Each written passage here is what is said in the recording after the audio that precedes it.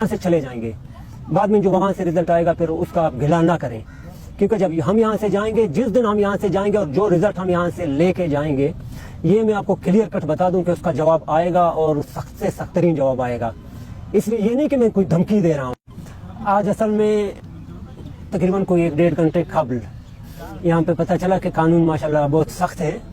ہمارے ٹینٹ جب یہ بچے اندر لے آ رہے تھے تو کوئی ایس ایچ او صاحب تھے, وہ آ گئے یہاں انتہائی جذباتی, اتنے جذباتی تھے کہ جیسے ہماری شکلیں دیکھ کے وہ اسے ہاتھ کانپ رہے تھے کہ جیسے ان کا گلا دبا دوں, اتنے جذباتی تھے.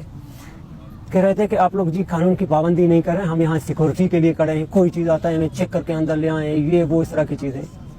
تو مطلب وہ ٹینٹ تھے ہمارے صرف اندر آئے, ہمیں تنگ کرنا تھا ایک طرح سے. ہم نے انہیں یہی کہا کہ بھائی آپ کے پولیس کی گاڑی یہاں کھڑی تھی, پولیس کی گاڑی کے سامنے بالکل ایک ویگو گاڑی آتی ہے, یہاں پہ اس نے اپنا گاڑی ٹچ کیا آپ کی گاڑی کے سامنے. یہ گاڑیوں میں کیمرے لگے ہوئے نا, پیچھے پولیس کی جو گاڑیاں نظر آ رہی ہیں, یہیں پہ اپنا گاڑی انہوں نے ٹچ کیا, اندر آئے, بچوں پہ انہوں نے گن تانا, یہاں سے ہمارا اسپیکر لے گیا. ایس ایچ او صاحب سے ہم نے یہی کہا کہ اس وقت آپ کا یہ قانون کہاں تھا, آپ کی آنکھوں کے سامنے آ کے اسپیکر لے گیا, لیکن ہمارا جب یہاں ایک ٹینٹ اندر آتا ہے تو آپ کہتے ہیں جی قانون تو بہت سخت ہے. یہ پتہ نہیں کیسا قانون ہے جو اچانک گھنٹوں گھنٹوں میں سخت ہوتا ہے, اور جب چور اور ڈاکو اندر آتے ہیں اس ٹائم ان کو اجازت ہے.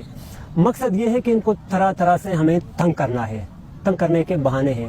میں نے تو ڈائریکٹلی ایس ایچ او صاحب سے یہی کہا کہ اگر آپ چاہتے ہیں کہ ہم یہاں سے اٹھیں, ہمیں بھی کوئی شوق نہیں ہے یہاں پہ بیٹھ کے رونے کا, جہاں ایسے لوگ ہوں سامنے کہ جن کو احساس ہی نہیں ہے, احترام ہی نہیں ہے, تو ہمیں بھی کوئی بیٹھنے کا شوق نہیں ہے. آپ آ جائیں, اپنے نمائندوں کو بھیج دیں, جو ذمہ دار ہیں ان کو یہاں پہ بھیج دیں, ہمیں کلیئر کٹ کہیں کہ بھئی آپ لوگ یہاں سے چلے جائیں, اب بلوچوں کے لیے یہ زمین تنگ ہے, یہاں سے چلے جائیں, اپنی شکل گم کریں, یہاں سے چلے جائیں گے.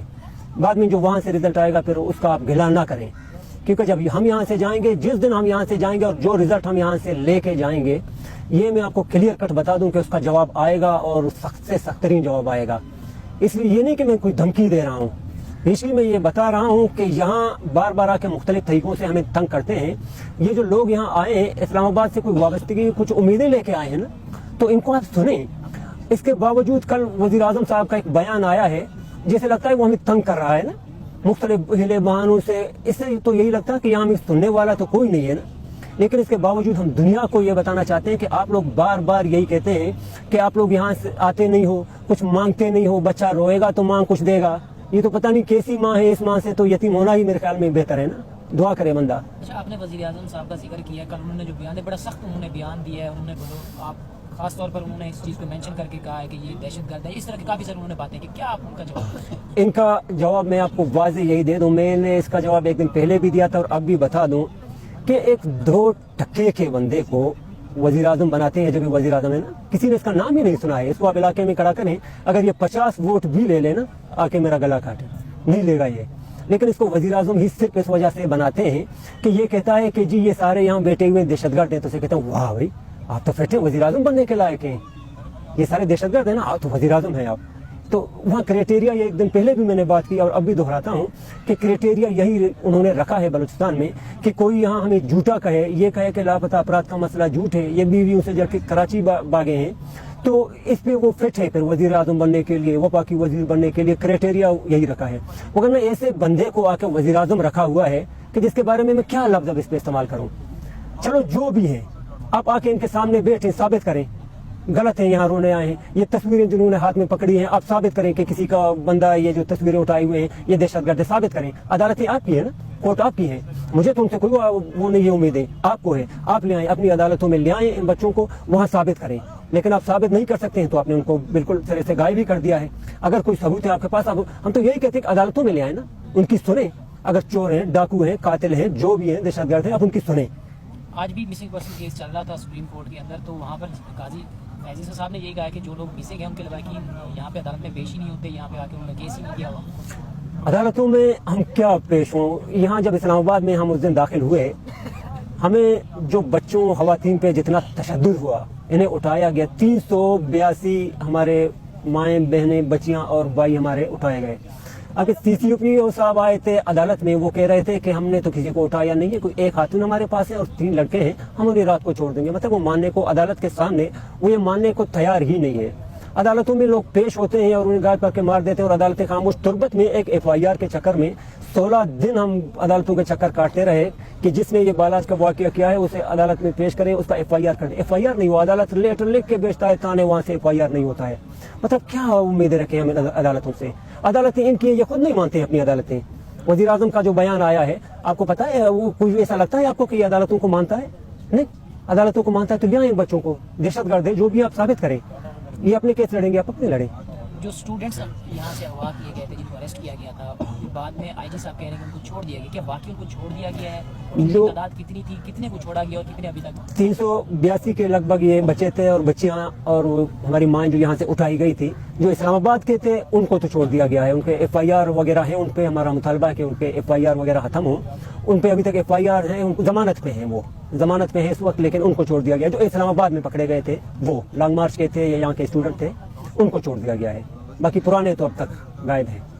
अब क्या लाएमल होगा, अगला लाएमल? क्योंकि अब रियासत का रवैया भी आपके सामने है, जिस तरीके से वो आपके सामने इख्तियार किया, आपका अगला लाएमल क्या होगा? कल इंशाल्लाह हमारी प्रेस कॉन्फ्रेंस है। कल के प्रेस कॉन्फ्रेंस में हम कोशिश करेंगे कि आगे के लाएमल का ऐलान करें। कल पूरे पाकिस्तान में हमने कॉल भी दी है शटर डाउन हड़ताल की, तो कल इंशाल्लाह हड़ताल भी होगी और यहाँ पे हमारा प्रेस कॉन्फ्रेंस होगा कल, उस पर हम आगे के लाएमल का ऐलान करेंगे। वरना दुनिया को तो हमने ये दिखा दिया कि ये बार बार कहते थे कि बलोच यहाँ आते नहीं हैं, हम यहाँ आ भी गए, कोशिश भी की कि हमारे साथ डायलॉग हो, लेकिन सामने से कोई ऐसा चेहरा सामने नहीं आया कि जो डायलॉग की शक्ल का हो। बस वो 2 दिन कोई खातून को इन्होंने यहाँ भेजा, वो भी जैसे वो मेकअप के किसी ट्रक में गिर के यहाँ आया था, तो वो बेचारा आके अपना चेहरा दिखा के चला गया। पहले दिन कुरान शरीफ ला के हमें दिखाया कि जी इसका वास्ता उठे।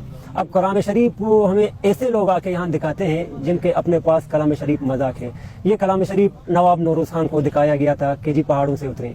अब इस रियासत का एक एक बच्चे को पता है कि औकात क्या है। नवाब नौरोज नहीं समझते थे कि मैं नीचे उतरूँ मुझे सजा होगी, मेरे बच्चे फांसी पे जाएंगे, उसे पता था, लेकिन उसने कुरान मजीद का एहतराम किया और नीचे उतरा।